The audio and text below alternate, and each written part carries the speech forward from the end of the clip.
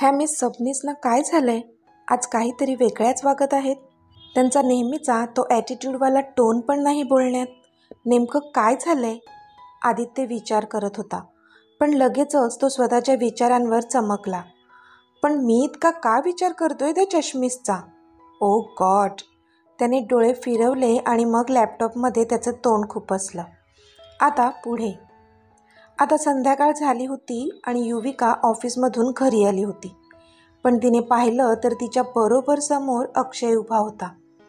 हे हाय युवी, अक्षय बोलला. तशी ती दचकलीच. म्हणजे तिने एक्सपेक्ट नव्हतं केलं की तो इतक्या लवकर घरी येईन. हाय अक्षय, तिने पण त्याला कसंनुसं स्माईल करत ग्रीट केलं. हे, तुला आनंद नाही झाला का? मी फक्त तुझ्यासाठी लवकर घरी आलोय, त्याने विचारलं. नाही, असं काही नाही, ती फेक स्माईल चेहऱ्यावर ठेवत बोलली. ती खूप प्रयत्न करत होती खुश होण्याचा, पण ती खुशीवाली स्माईल नव्हती येत तिच्या चेहऱ्यावर. Okay then go and get ready, we are going out. लवकर तयार हो, आपण बाहेर फिरायला जातोय. तो बोलला तशी ती त्याच्याकडे पाहतच राहिली. म्हणजे कालच त्याने तिला प्रॉमिस केलं होतं की आता त्याचा पूर्ण वेळ तिचाच, आणि त्याने आजपासूनच ते अंमलात पण आणलं होतं. तिला मात्र आता त्याच्यासाठी वाईट वाटत होतं, कारण तो त्यांचं नातं पुढे नेण्यासाठी प्रयत्न करत होता. पण तिचं स्वतःचं मन मात्र अजून त्यासाठी रेडी नव्हतं. ओके, ती बोलली आणि आत रेडी व्हायला गेली. अक्षय तिची वाट पाहत लिव्हिंग रूममध्येच उभा होता. तोच ती रेडी होऊन खाली आली. तिने स्काय ब्लू कलरचा चुडीदार ड्रेस घातला होता आणि छोटी हँगिंग पर्स हातात लटकवली होती. ती आता त्याच्या समोर येऊन उभी राहिली. निघायचं? त्याने विचारलं. तशी ती आजूबाजूला पाहू लागली. ते आत्तूला सांगून जाऊया, ती बोलली. अगं, तुझ्या आत्तूला ऑलरेडी विचारून झालंय त्याचं. जा तुम्ही, एन्जॉय, आकांक्षा हसत हसत बोलल्या. तसं तिने अक्षयकडे पाहिलं तर तो स्माईल करत होता. आता तरी निघायचं का? त्याने हसतच तिला विचारलं. तशी तिने होकारात मान डोलावली. अक्षय आणि युवी आता बाहेर लॉनमध्ये आले. अक्षय त्याची कार पार्किंगमधून काढत होता. तोच आदित्य कार पार्क करून आतच येत होता. पण त्याला पाहून तिने मात्र तोंड दुसरीकडे केलं आणि नेमकं आधीने हे पाहिलं. ह्या मिस सबनीस आता कुठे चालल्या? आणि ह्यांना काय झालंय? ह्या का अशा बिहेव करत आहेत माझ्याशी? आता तर मी सॉरी पण बोललो ना? तो मनातच बोलला. त्याला वाटत होतं की कालचा राग अजून गेलाच नाही आहे मॅडमचा, आणि म्हणून ती अशी वागते. मग तो पण बरोबर तिच्या समोरून तिला खुन्नस देतच आत गेला. ती मात्र त्याच्या थोड्याशा पण जवळ येण्याने शहारली होती. पण जसा हॉर्नचा आवाज आला, ती अक्षयच्या गाडीत जाऊन बसली. इथे आदित्य आत आला. त्याला विचारायचं होतं की ती कुठे गेली, पण विचारणार कसं ना? शेवटी मनातलं सगळं झटकून तो त्याच्या रूममध्ये निघून गेला. आता डायनिंग टेबलवर सगळे जेवायला बसले होते. तेव्हा त्याला कळलं की युविका अक्षयसोबत बाहेर फिरायला गेली आहे आणि तिथूनच जेवून येणार आहे. त्यावर मात्र तो काहीच रिॲक्ट झाला नाही. त्याने त्याचं जेवण संपवलं आणि तो त्याच्या रूममध्ये निघून गेला. आता तो त्याच्या बाल्कनीमध्ये उभा राहून कॉफी पित होता. इतक्यात त्याला अक्षयची कार आत येताना दिसली. अक्षयसोबत युविका पण होती आणि ते दोघेही हसत हसतच आत येत होते. पण तिला तसं अक्षयसोबत हसताना पाहून त्याच्या मात्र हृदयात काहीतरी दुखल्यासारखं जाणवलं त्याला. आता 2 आठवडे होऊन गेले होते. रोज अक्षय लवकर घरी यायचा आणि युविकासोबत टाईम स्पेंड करायचा.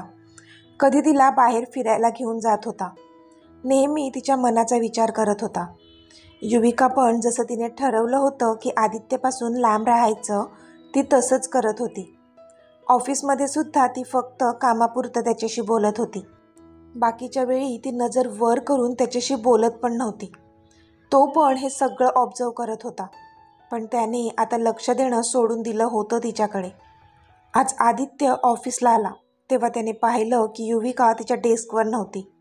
त्याने तिकडे दुर्लक्ष केलं आणि तो त्याच्या केबिनमध्ये आला. युविकाला आत बोलावून घेण्यासाठी त्याने इंटरकॉमवर कॉल केला, पण कॉल दुसराच कोणीतरी उचलला. Where is miss Sabnis? आदित्यने विचारलं. Sir, she is on leave today, समोरच्या रिसेप्शनिस्टने उत्तर दिलं. युविका डेस्कवर नसल्यामुळे त्याचा कॉल डायरेक्ट रिसेप्शनवर कनेक्ट झाला होता. व्हॉट द हेल, त्याने रागातच फोन ठेवून दिला. अशी कशी सुट्टी घेऊ शकते ही मुलगी विदाऊट माय परमिशन? त्याने आता तिच्या नावाने दात ओठ खाल्ले, कारण आज त्याला क्लायंटला भेटायचं होतं आणि नेमके त्याचे डिटेल्स तिच्याकडेच होते, जे ती आज त्याला देणार होती. म्हणून साहेबांचा राग 7व्या आसमानावर पोहोचला होता. साधं बॉसला इन्फॉर्म करण्याचे पण मॅनर्स नाही आहेत ह्या मुलीमध्ये, आणि म्हणे टॉपर आहे. पण ती मला बॉस मानते तरी का? त्यालाच आता प्रश्न पडला होता. त्याने नकारार्थी मान हलवली आणि रागातच तिचा नंबर डायल केला.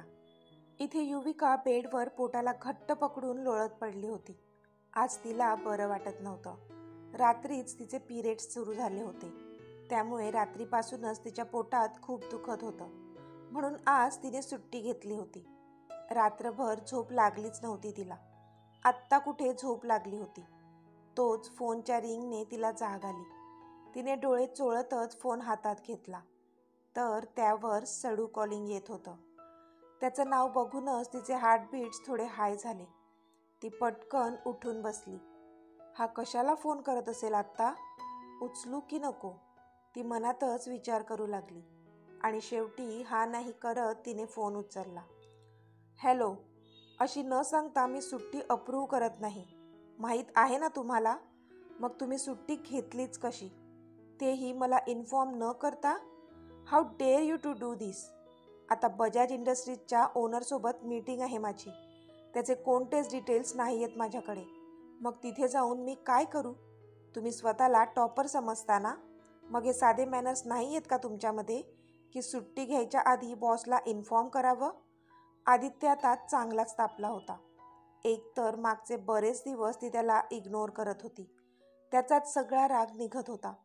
तो वरून तर दाखवत होता की त्याला काहीच फरक पडत नाही त्याला इग्नोर करण्याने.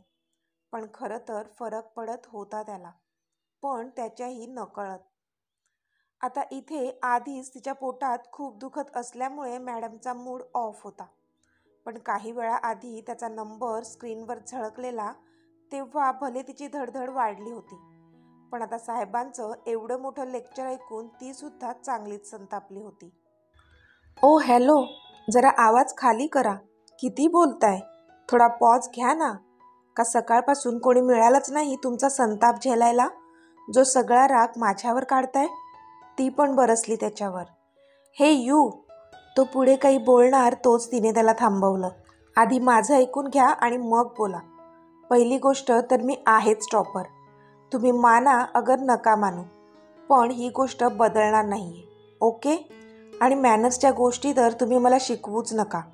आधी एखाद्या मुलीशी कसं बोलायचं ना, त्याचे मॅनर्स शिकून घ्या. राहिला प्रश्न तुम्हाला इन्फॉर्म करण्याचा, तर ते मी आधीच केलं आहे. तुम्हालाही आणि HR डिपार्टमेंटला सुद्धा. तुम्ही तुमचा इनबॉक्स ओपन करून नाही पाहिला वाटतं. कसे पाहणार? आल्या आल्या मलाच फोन करून झापण्यात वेळ घालवलाय ना तुम्ही. मग इनबॉक्स कधी चेक करणार?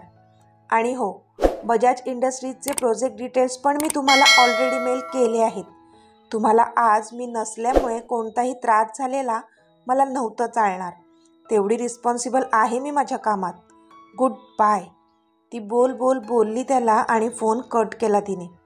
सडू कुठला, तिने त्याला शिव्या घातल्या आणि पुन्हा पोटाला पकडून बेडवर आडवी झाली. तो मात्र कट झालेल्या फोनकडे पाहतच राहिला. समजते कोण ही स्वतःला? मला लेक्चर देते आणि माझ्या तोंडावर फोन कट करते ही मुलगी. त्याला आता तिचा जबरदस्त राग आला होता. त्याने कसाबसा त्याचा राग गिळला आणि आधी त्याच्या लॅपटॉपवर त्याचा मेल बॉक्स ओपन केला. तर खरंच तिचे 3 मेल्स होते. एक तिच्या लीवचा मेल, आणि दुसरा आजच्या शेड्यूलच्या लिस्टचा मेल, आणि तिसरा बजाज इंडस्ट्रीजच्या प्रोजेक्ट डिटेल्सचा मेल. ते मेल्स पाहून स्माईल आली त्याच्या चेहऱ्यावर. त्याला आलेला राग आता कुठच्या कुठे पळाला होता. त्याने मनातच तिच्या कामाबद्दल असलेल्या सिन्सिअरिटीला दाद दिली, कारण तिचं काम तिने अगदी चोख केलं होतं. आणि शेवटचं काय म्हणाली ती? तुम्हाला आज मी नसल्यामुळे काही त्रास झालेला नव्हता चालणार मला? Like seriously? इतकी काळजी आहे का माझी ह्यांना? तो स्वतःलाच बोलला. पण थोड्याच वेळात त्याच्या चेहऱ्यावर एक काळजीवाले भाव उमटले. त्याने लगेचच तिचा पहिला मेल ओपन केला. सिक लिव्ह. आता हिला काय झालं? का बरं नसेल? त्याला आता तिची काळजी वाटू लागली. पण मग त्याने त्याच्या मनातले विचार झटकले आणि त्याच्या कामावर कॉन्सन्ट्रेट केलं. आदित्य आता त्याची मीटिंग संपवून ऑफिसमध्ये आला होता. त्याने पाहिलं तर दुपारचे 2 वाजले होते. त्याने त्याचं लंच केलं आणि त्याचं काम करत बसला. त्याने इंटरकॉमवर कॉल केला. Send Yuvika inside. त्याने युविकाला आत पाठवून द्यायला सांगितलं. Sir, Yuvika is on leave today, समोरची व्यक्ती बोलली. तसं त्याला लक्षात आलं की आज ती लिव्हवर आहे. त्याने नकारार्थी मान डोलावली आणि तसाच थोडा वेळ चेअरच्या मागे डोकं रेलून बसला. थोडा वेळ झाला असेल पण तो दचकून उठला. ही चष्मीस का दिसते सतत मला डोळ्यांसमोर? ओ गॉड, तो बोलला आणि त्याने त्याचे डोळे चोळले. इथे युविका आता बाल्कनीमध्ये बसली होती. तिला अजूनही बरं वाटलं नव्हतं. आज अक्षय पण अजून हॉस्पिटलमधून आला नव्हता. पूर्ण दिवस झोपून कंटाळा आला होता तिला. म्हणून ती आता थोडा वेळ बाल्कनीमध्ये बसली होती. थोडा मूड चेंज करण्यासाठी तिने परीला कॉल केला. हे हाय युवी, आज इतक्या दिवसांनी कॉल केलास, कशी आहेस? परी बोलली. बरी नाही आहे, पोटात दुखते माझ्या, युवी कसं तरीच तोंड करत बोलली. का गं, अरबट चरबट खाल्लं का काही? परीने विचारलं. नाही गं, तसं नाही, पिरियड्स सुरू आहेत माझे, युवी बोलली. अच्छा, ओके, मग एखादी पेन किलर घे, बरं वाटेल तुला, परी बोलली. हो गं, पण माझ्याकडे नाही आहे आता आणि बाहेर जाण्याएवढी ताकद पण नाही आहे माझ्यात, युवी बोलली.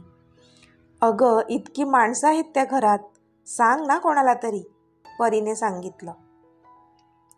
अगं, आत्तू आणि प्रतीक्षा आंटी बाहेर गेल्यात, अक्षता पण नाही आहे, आजी पण देवळात गेल्यात. आत्याशी मी एवढी कम्फर्टेबल नाही आहे, मग कोणाला सांगू मी? जाऊ दे, ते सोड, तू सांग, तुझा इंटरव्ह्यू होता ना काल, त्याचं काय झालं? युवीने विचारलं.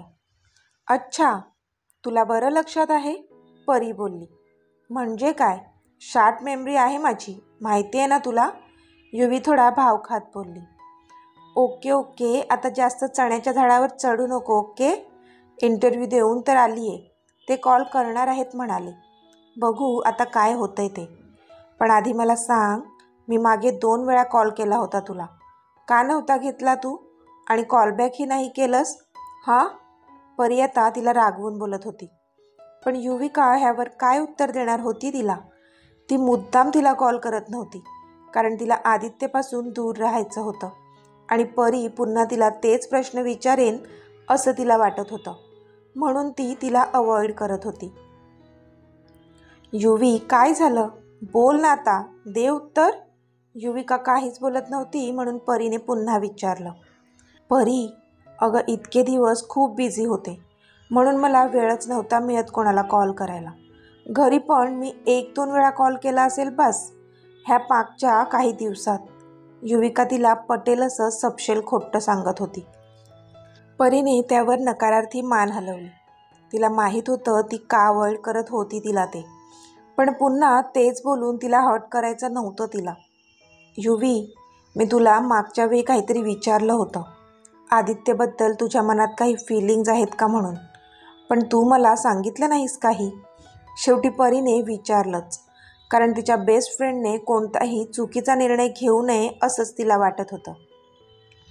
पण इथे आदित्यचं नाव ऐकून युवीच्या हृदयाची स्पंदने वाढली. तिने डोळे गच्च मिटले आणि एक सुस्कारा टाकत बोलली. परी, मी अक्षयसोबतच माझं पुढचं पूर्ण आयुष्य घालवण्याचं ठरवलं आहे. आदित्यबद्दल माझ्या मनात अशा कोणत्याच वेगळ्या फिलिंग्स नाही आहेत. शेवटचं वाक्य बोलताना हृदयावर दगड ठेवूनच बोलली ती. व्हॉट? पण का? युवी, जेवढं मी तुला ओळखते, मला असं वाटतंय की तू आदित्यच्या प्रेमात आहेस. मग तू अक्षयशी लग्न का करत आहेस? आणि आदित्यच तुझ्यासाठी योग्य आहे असं मला त्याच्या आत्तापर्यंतच्या वागण्यावरून तरी वाटतंय. तुझ्या बोलण्यावरून तरी असंच वाटतंय की he is a nice guy. Please तू पुन्हा एकदा विचार कर. परी तिला पोट तिडकीने सांगत होती. त्यावर इथे युविकाने नकारार्थी मान हलवली. परी, तू तर असं म्हणते जसं की आदित्यसुद्धा माझ्यावर प्रेम करतो आणि माझ्याकडे 2 ऑप्शन आहेत, त्यातून मला एक निवडायचं आहे. अगं चल, जरी खोटं खोटं मान्य केलं की माझ्या मनात आदित्यबद्दल फिलिंग्ज आहेत, पण आदित्यचं काय? तू त्याला पाहिलंय का कधी? अगं एखाद्या हॉलिवूड ॲक्टरला पण मागे टाकेल इतका डॅम हँडसम आहे तो. त्याच्या पाठी तर कितीतरी मुली असतील. मग तो माझ्यासारख्या मिडल क्लास ॲव्हरेज दिसणाऱ्या मुलीवर का प्रेम करेन, जेव्हा की तीच मुलगी त्याची होणारी वहिनी आहे? आणि कदाचित त्याच नात्यामुळे त्याने मला इतक्यांदा हेल्प केली असेल.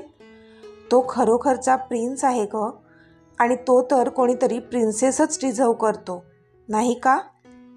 युविका बोलली तशी परी इथे शांत झाली, पण तरी ती पुढे बोलली. युवी, दिसणंच महत्त्वाचं असतं का गं? माणसाचं मन, त्याचा स्वभाव, त्याचे इतर गुण पण तर वरचढ असतात ना सुंदर चेहऱ्याच्या वर. मग तू स्वतःला इतकं कमी का लेखते नेहमी? परीने विचारलं.